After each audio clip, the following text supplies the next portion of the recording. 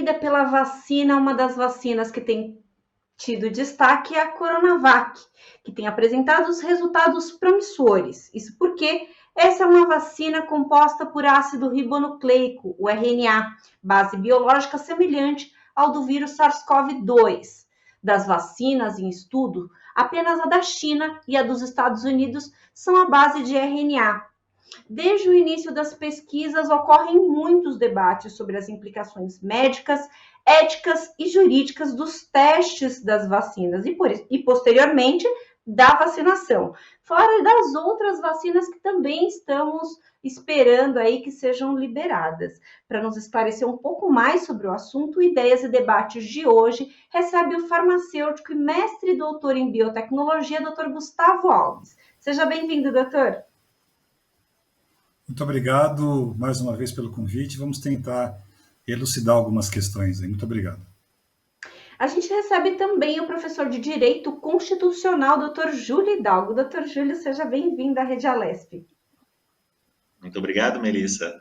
E obrigado por mais essa oportunidade de estar aqui com você e com os seus telespectadores. Eu queria começar a pedir licença a ambos para começar o programa com um relato de uma paciente que está nos testes da Coronavac.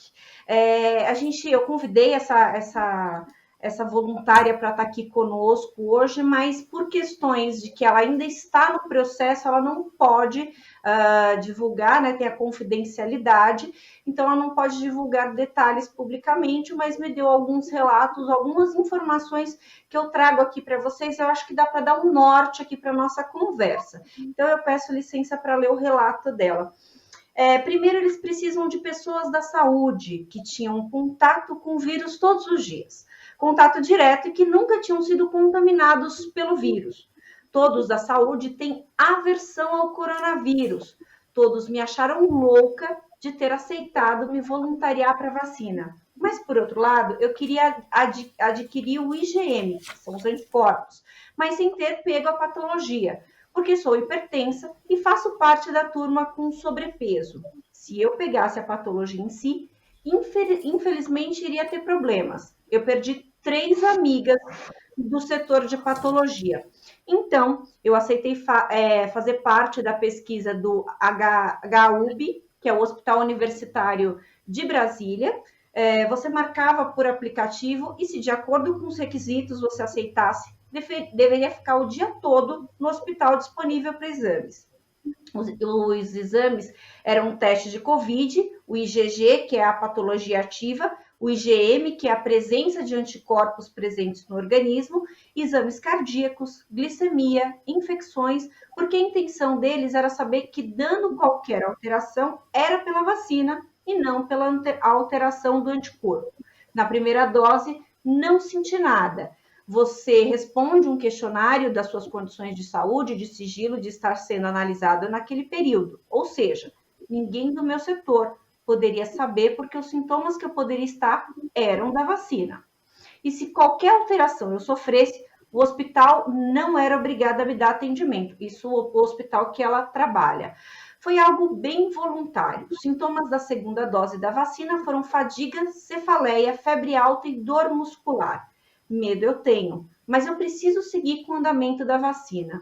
Estou na fase 2 e na próxima segunda-feira farei novos exames. Torço para isso acabar logo. Seja qual for a vacina, a gente precisa fazer o mundo voltar ao normal.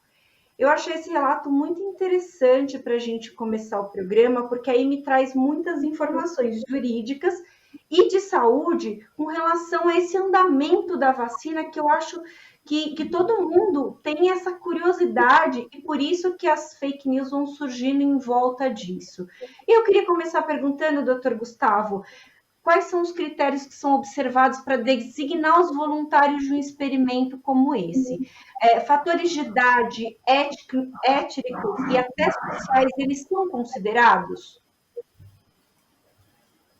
Uma pergunta muito interessante. Uma pesquisa clínica ela deve cumprir vários requisitos, e esses requisitos eles são muito associados ao que você busca na pesquisa, aos resultados que você precisa ter, e especificamente no caso da vacina, nós estamos pensando em pessoas divididas em grupos de 18 a 59, depois de 60 anos para cima, as pessoas idosas, de ambos os sexos. O estudo, geralmente, esse estudo ele é duplo cego, ele é um estudo randomizado.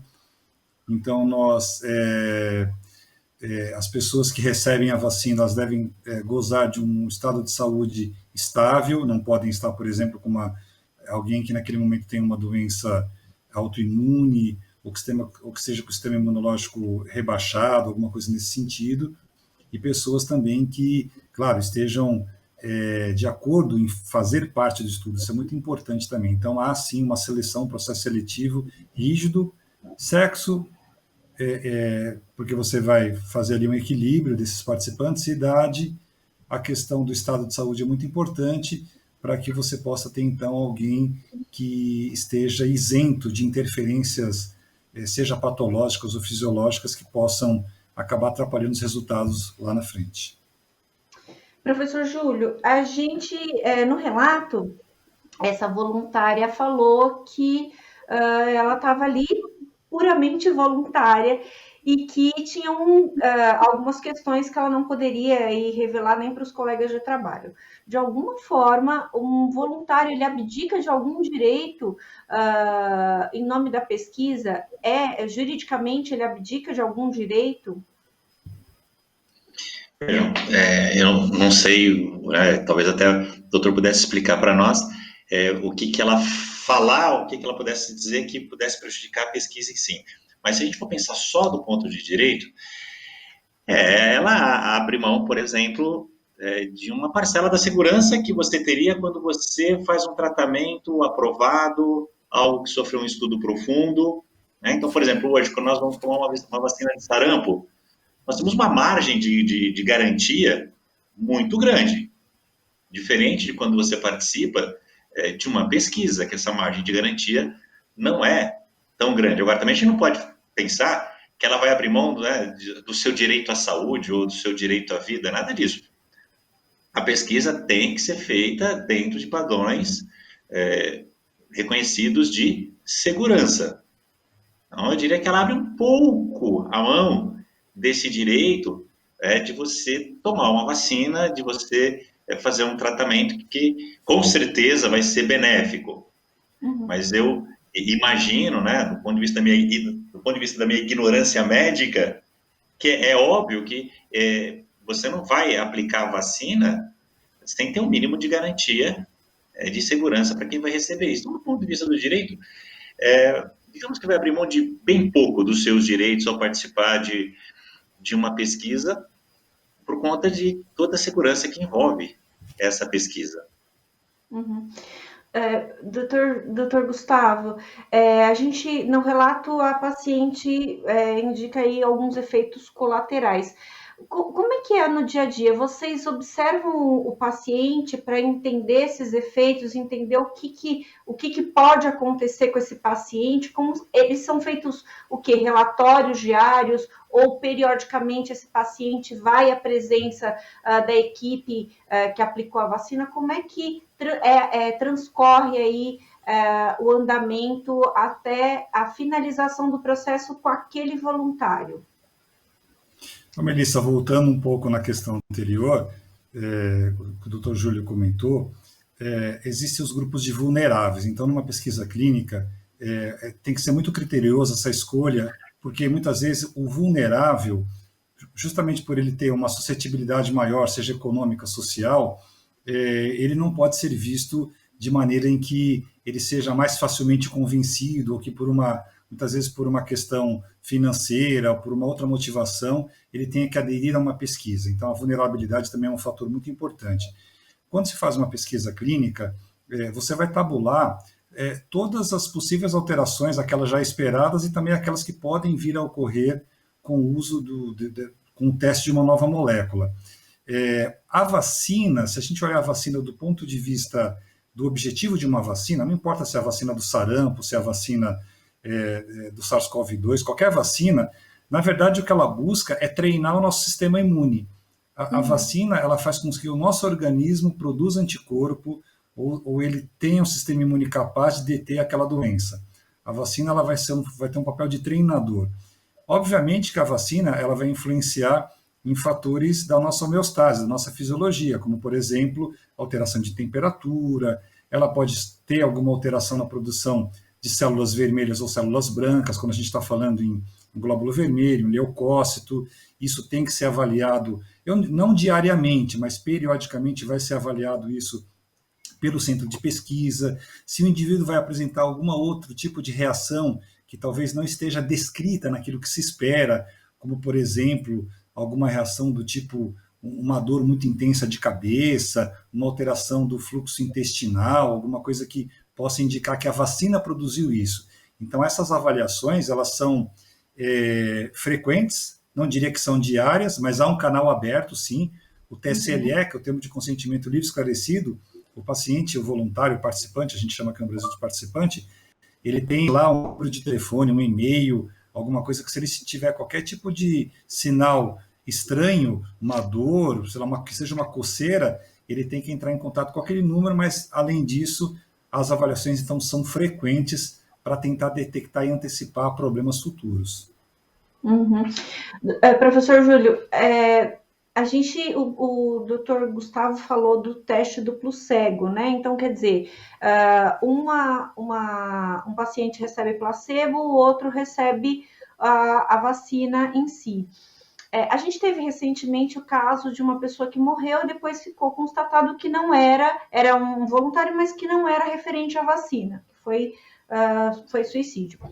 Mas, se fosse referente à vacina e se descobrisse ali que, na verdade, ele tomou a vacina ao invés de tomar o placebo, quem ele responsabilizaria juridicamente? O laboratório?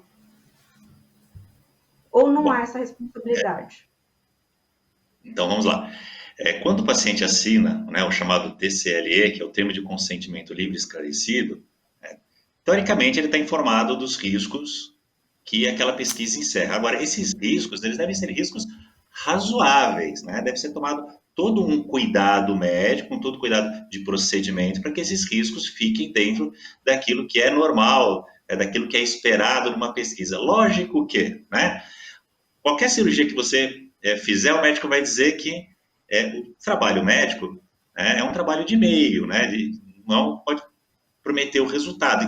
Todo e qualquer procedimento envolve lá um certo grau de risco. Então, esse grau de risco é aceitável.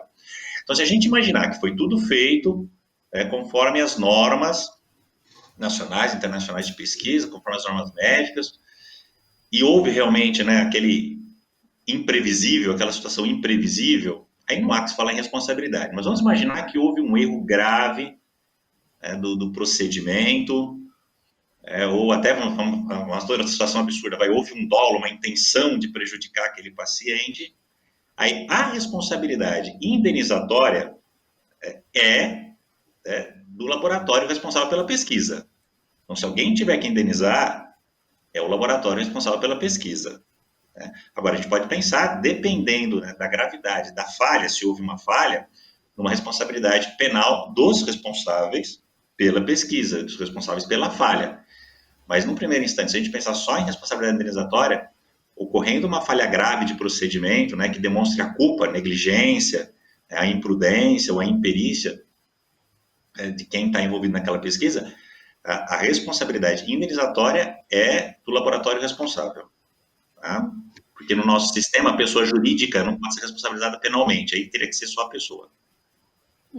Doutor Gustavo, esse passo a passo jurídico, vocês também vão observando na pesquisa? Claro que não é esse o objetivo de vocês na área que estão ali analisando, mas vocês também têm essa preocupação jurídica no dia a dia de um estudo como esse? Sim, nós não temos, claro que o conhecimento é o arcabouço jurídico, que não é do nosso domínio. O que nós temos é o conhecimento da necessidade de se conduzir a pesquisa dentro de aspectos éticos e legais, a começar pelo TCLE, a começar pelo acompanhamento do paciente, a começar pela própria natureza da pesquisa. Na verdade, a natureza da pesquisa ela já tem que nascer de um caráter ético, né? Veja, eu posso conduzir uma pesquisa de maneira muito cuidadosa, mas se eu não apresentar ao ao participante os riscos que ele está envolvido, até os benefícios também, eu estou sendo antiético. Embora eu possa ter todo equipamento, eu possa ter um hospital lá a meu dispor para atendê-lo se tiver algum problema, mas é direito dele saber do que ele está participando, é direito dele saber que a qualquer momento ele pode sair. Se ele falar, não quero mais participar, a gente não pode se criar nenhum entrave para isso. Agora, no Brasil, nós temos uma particularidade, né, Melissa? Por exemplo, nos Estados Unidos, o participante de pesquisa é praticamente uma profissão. Tem um cara que é voluntário. O cara sai de uma pesquisa, ele sai lá bombardeado, aí ele entra em outra pesquisa e ele praticamente vive disso.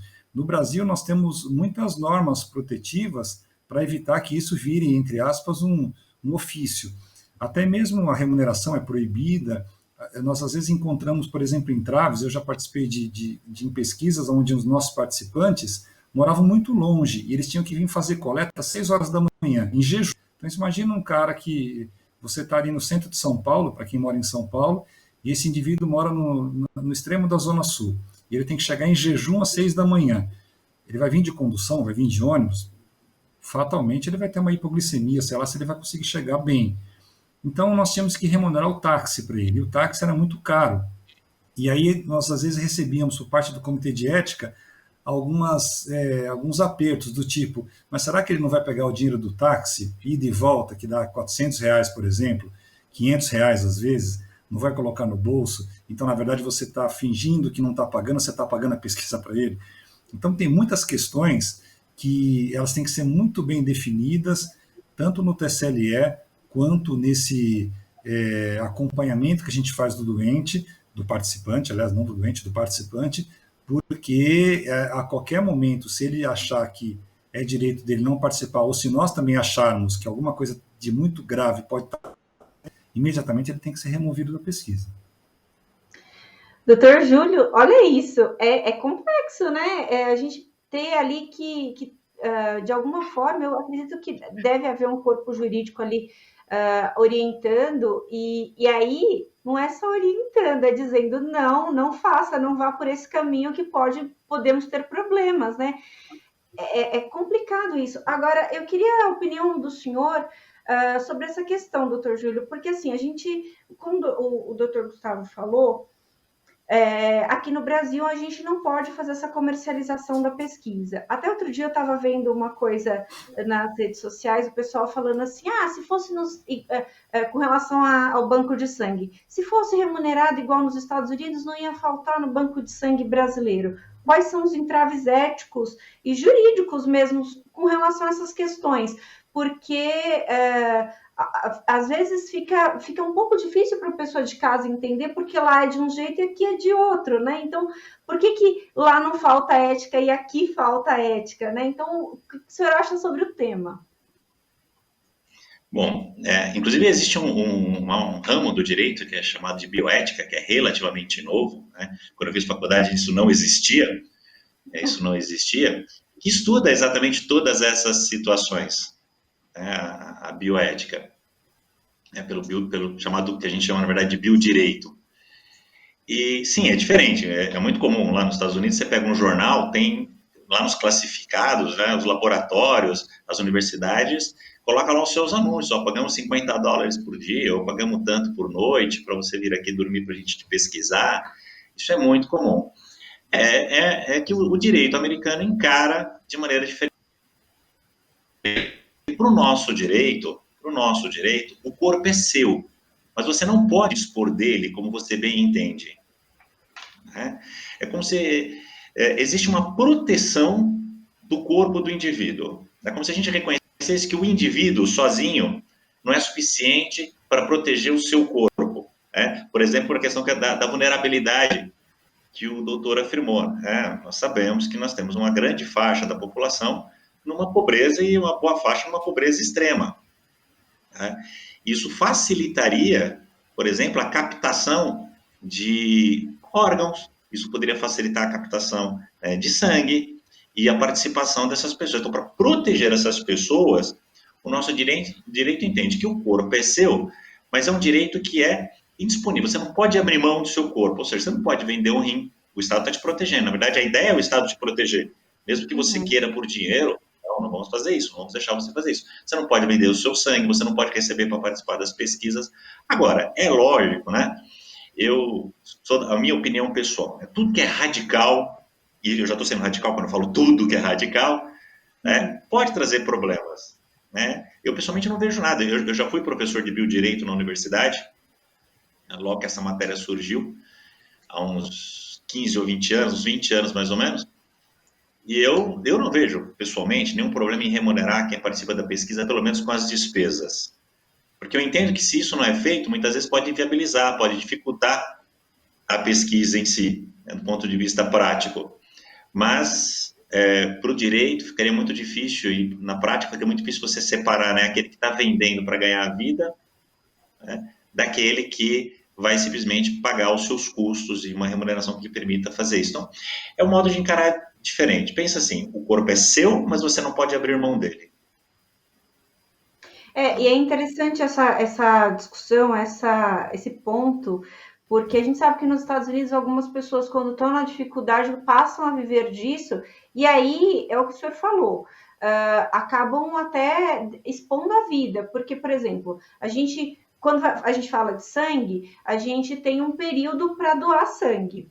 Né? Então, a cada 3, 4 meses você pode doar sangue. A pessoa que está com necessidade, ela não pode esperar 3, 4 meses. Então, ela vai querer ir mais tempo. Então, isso é um risco. Eu, por exemplo, sou uma paciente que fiz cirurgia bariátrica. Eu não posso doar sangue. E aí, uma pessoa, de repente, nas condições iguais às minhas, poderia também se submeter, sem mencionar no laboratório, que fez a cirurgia pelo dinheiro. Então, quer dizer, isso tudo a gente tem que ser considerado. É bom a gente esclarecer bem direitinho para as pessoas de casa, para que entendam que a questão é complexa, efetivamente complexa, né? Doutor Júlio, eu queria continuar com o senhor perguntando sobre a lei que obriga as pessoas a se vacinar. A gente sabe que desde 1965, a lei é a 6.259, de 30 de outubro de 1975, é obrigatório a vacinação. O que significa esse obrigatório? É ser forçado a se vacinar ou tem um outro termo legal que pode ser enquadrado aí nessa obrigatoriedade da vacinação? Tá. Não, o termo obrigatório está perfeito. O problema é a ideia do que algumas pessoas fazem do que é obrigatório. Né? Porque quando a gente fala a vacinação vai ser obrigatória, acho que as pessoas pensam, algumas pessoas pensam que vão pegar o sujeito pelo colarinho e vão levar ele até lá amarrado, né? E um médico, né? Com aquela cara má, vai aplicar uma vacina nele, né? Um monte de gente segurando. Mais ou menos, né? Talvez alguns não lembrem, mas como era antigamente, né? A carrocinha vinha, pegava o cachorro, vacinava o cachorro à força. Não é isso. O Estado não pode fazer isso, a legislação não pode fazer isso, né? E acho que nem a Constituição brasileira permitiria esse tipo de obrigatoriedade. Mas a legislação brasileira, como você citou, obriga o indivíduo a tomar algumas vacinas. E a vacina contra o Covid não está nessa lista, porque a legislação é anterior, né? Teria que ser feita aí uma mudança nessa lei. Mas a questão é, a obrigatoriedade pode, a não vacinação pode, no máximo, gerar sanção, gerar penalidade. Então, assim, então você não quer se vacinar? Vacina é obrigatória. Você não quer se vacinar? Tudo bem, ninguém vai pegar você pelo colarinho. Mas você não vai poder viajar. Ou, por exemplo, um profissional, imagina eu que sou professor universitário, então você não se vacina, então você não pode entrar numa sala de aula e contaminar as pessoas. Você não se vacina, você não vai ter um benefício X do sistema de saúde, enfim. Podem ser pensadas aí penalidades. A gente sabe, por exemplo, febre amarela. Né? Você não viaja para muitos países se você não tiver a vacina de febre amarela no dia. Uhum. Você tem que apresentar lá, e é muito comum no aeroporto, aquele desespero do sujeito que não tomou a vacina, sai correndo para tomar.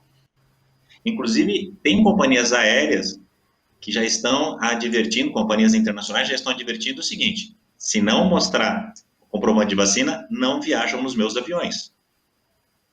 Então, esse tipo de coisa, sim, tá? Ela é obrigatória no sentido de que, se você não tomar, você pode ser punido. Agora, não levado pelo colarinho amarrado e ser obrigado a tomar. Isso não. Uhum. É importante também que a gente tenha esse esclarecimento, que a gente vê muitas fake news a esse respeito. Eu acho que o grande problema são as fake news. E, sem dúvida, as pessoas vão criando teorias e aí vão por esse caminho das teorias conspiracionistas e elas vão crescendo, né?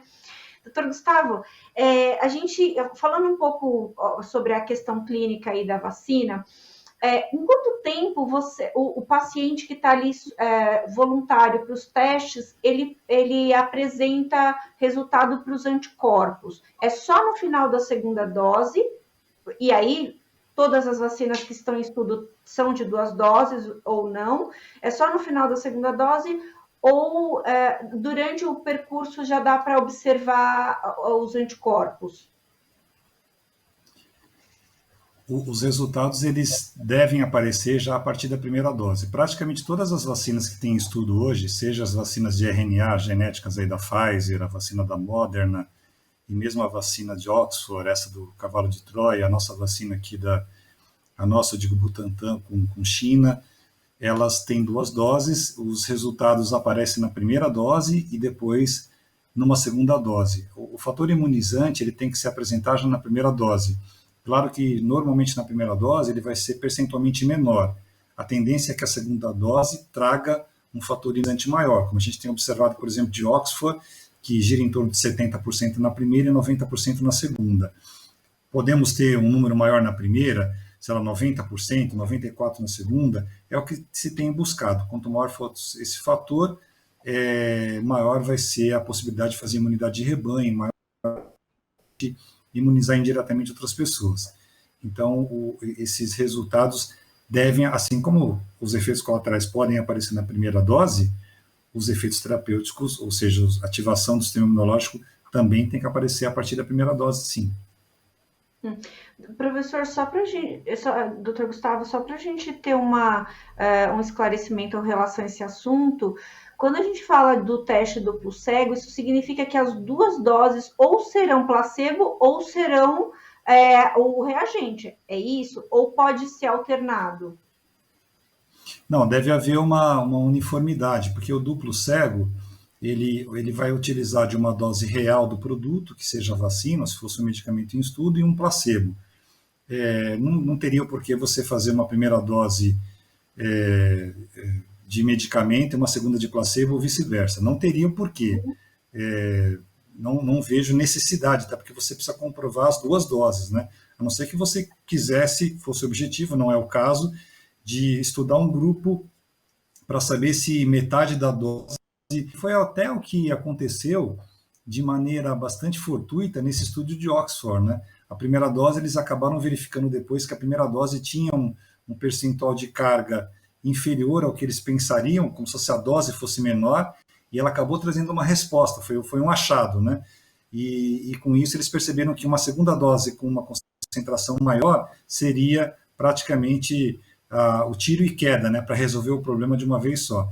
Então, esse é o estudo duplo cego. E só para aproveitar essa questão que a gente fala de estudo, nós temos um caso famoso nos Estados Unidos, que foi o caso do Alabama, de Tuskegee, que virou até um filme de Hollywood, o filme Cobaias, porque os americanos, durante quase mais de 30 anos, eles testaram, eles usaram uma população como placebo, sem que essa população soubesse.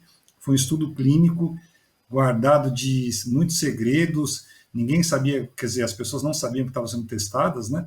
E isso culminou com a morte de mais de 400 negros, porque somente os negros não receberam o medicamento, enquanto os brancos receberam, e isso fez com que o Bill Clinton, lá, se não me engano foi 2009, ele em cadeia nacional pedisse desculpas para a população negra, ele ao lado de um negro sobrevivente, acho que de 100 ou 101 anos, teve que pedir desculpa porque os americanos fizeram mais ou menos o que os nazistas fizeram depois da Segunda Guerra, uma coisa muito grave, que foi em Alabama, o Tuskegee.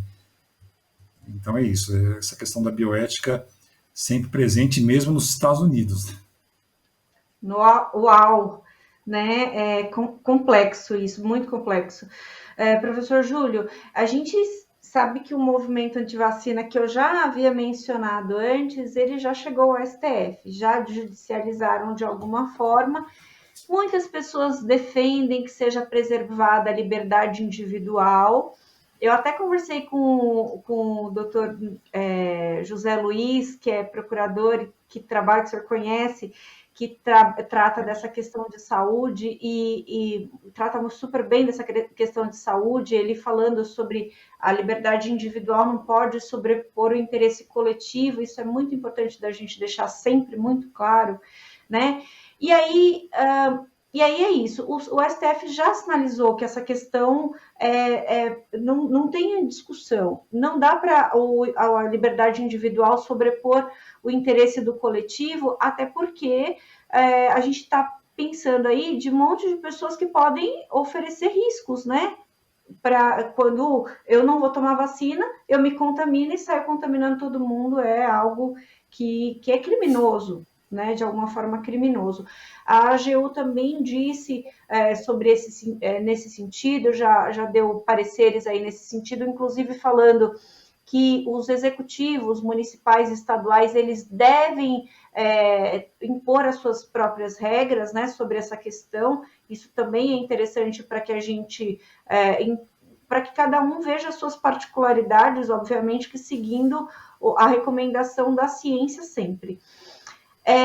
O senhor acha que a médio e longo prazo, todas essas tentativas que eu citei aqui, elas vão perdendo fôlego, as pessoas vão começando a se desencorajar de judicializar a matéria porque vão ver que não tem para onde, ou não tem jeito? O senhor acha que não tem jeito? Não, judicializar a matéria, que é entrar no judiciário, né, contra a questão da vacina obrigatória, uma hora o povo desanima, até porque uma hora você vai ter tanta decisão favorável, né, que isso vai desanimar. O que me entristece é que as pessoas não vão desanimar, né? O movimento anti-vacina, por incrível que pareça, né, você está no século XXI, você tem que explicar que vacina faz bem para a saúde. É como explicar que a Terra é redonda. Em pleno século XXI, isso é quase que para mim é um absurdo isso. E esse negócio de que o direito individual, eu tenho o meu direito, a minha liberdade, né?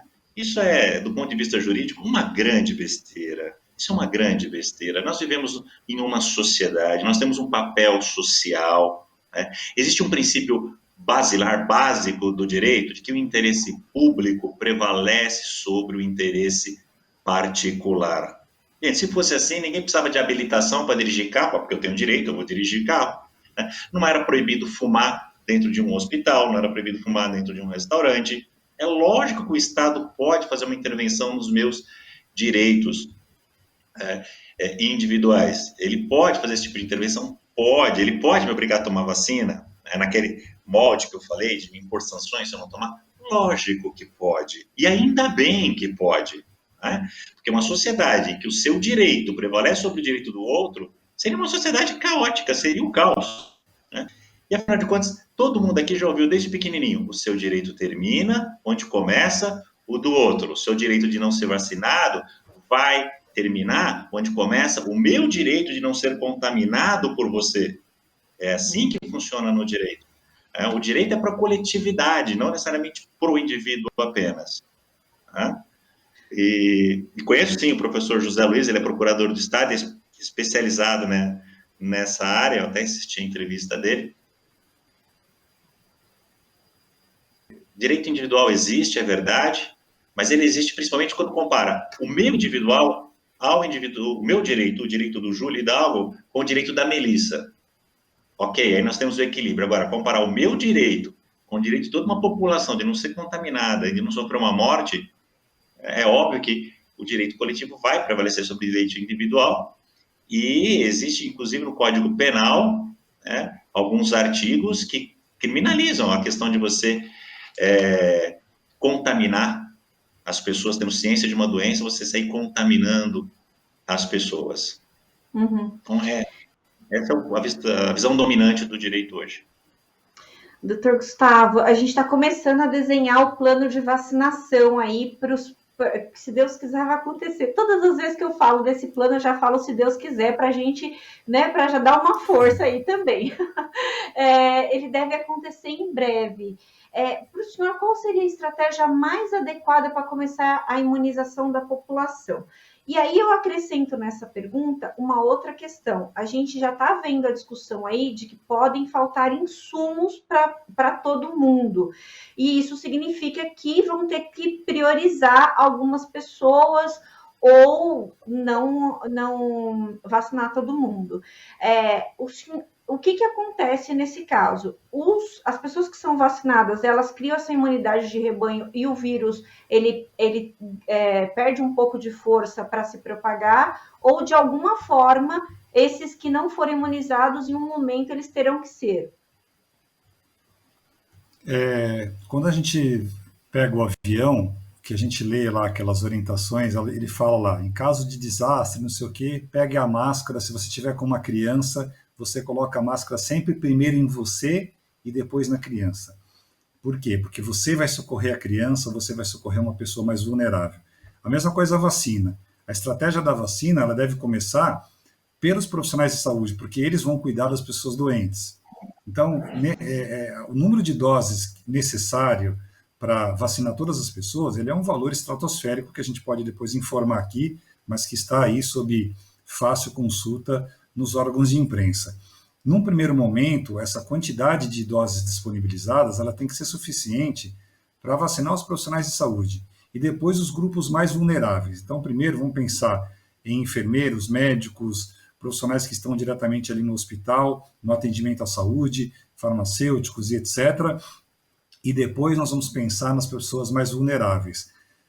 E o que é essa imunidade de rebanho? Então, quanto mais gente você tiver imunizada, essa transmissão do vírus inativado, essa transmissão imunológica, digamos assim, usando um linguajar menos técnico, de que você conseguiu combater o vírus, essa senha de você combater o vírus, ela está sendo passada para as outras pessoas. Então você vai conseguir lidar mais facilmente. Muitos de nós talvez já tenham tido contato e não desenvolvemos a doença. Fomos contaminados, mas não desenvolvemos a doença. Então isso é muito importante a gente lembrar no aspecto da propagação do vírus. Depois, existem outras etapas, né, Melissa? A gente fala muito, quando a vacina estiver disponível. Eu tenho dito que nós temos aí 3 ou 4 etapas. A primeira é a obtenção da autorização da vacina. Vai ser autorizada? Desculpa, a aprovação da vacina pelo laboratório. Foi aprovada pela AstraZeneca? Foi aprovado pela Sinovac Biotech, por exemplo? Beleza. Agora a Anvisa vai aprovar? Em quanto tempo? Depois, quanto tempo vai demorar para produzir essa vacina? E aí entra a questão do insumo, porque já se fala em falta de frasco de vidro, já está se falando em falta de seringa descartável. Quer dizer, depois a distribuição, que é uma questão logística. Onde que vai ser produzido? Num primeiro momento vai ser produzido, sei lá, na China, na Inglaterra ou nos Estados Unidos. Como é que nós vamos produzir? Então, como é que nós vamos entregar? Essa é uma outra questão. Respondendo a sua pergunta, nós temos que ter um planejamento muito bem estruturado para vacinar as pessoas mais suscetíveis, primeiro os profissionais de saúde, depois as pessoas mais suscetíveis, para depois partir para uma escala num grau mais elevado para vacinar o restante da população. É bom a gente deixar claro, né, doutor, quando a gente fala que falta insumos, somos 7 bilhões e meio de habitantes no planeta. Então, ninguém estava com seringa no bolso, guardada na gavetinha para preparar ali esse volume todo de doses. Lembrando que são 2 doses, né? Então, põe isso aí vezes 2. Então, quer dizer, é muita coisa, é muita gente, todo mundo, obviamente, que quer se livrar da pandemia, né? Quer voltar à vida. Eu queria agradecer muito a presença de vocês, mas eu queria que vocês ambos fizessem as suas considerações finais. A gente tem mais alguns minutinhos de programa, eu queria que vocês fizessem as suas considerações finais. Professor Júlio, por favor.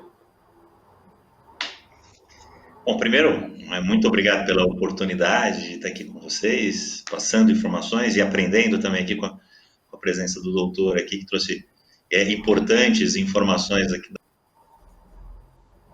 As pessoas entendam, como eu já disse, que a vida em sociedade demanda você abrir mão de direitos, abrir mão de interesses individuais em prol de interesses coletivos, né? Que as pessoas entendam que você se vacinar é a preservação da sua saúde, da sua vida e da vida e da saúde dos demais que convivem com você em maior ou menor grau. Né?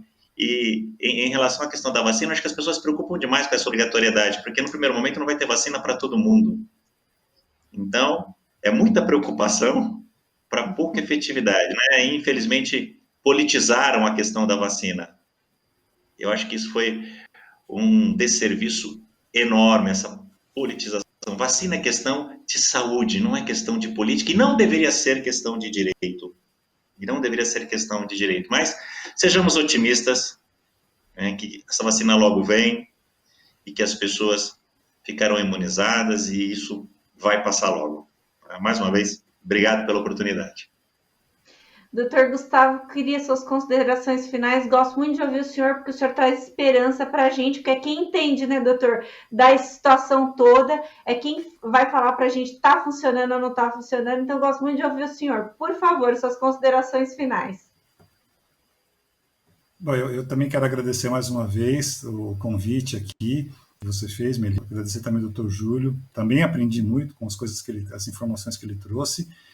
Dizer que nós passamos por problemas semelhantes, né? Na Inquisição a gente colocou cientistas na beira da fogueira, no nazismo a gente queimou livros e agora a gente luta contra as fake news. Então, eu acho que a minha mensagem final é justamente da gente acreditar na ciência, embora possa parecer um grito, às vezes no escuro, acreditar na ciência, fazer a nossa parte. Eu prefiro dizer que talvez imaginar que a vacina não chegue tão cedo e mesmo que ela seja, se amanhã sair que está aprovada a vacina, vai demorar, sei lá, 6 meses, 8 meses, 1 ano para todo mundo ser vacinado.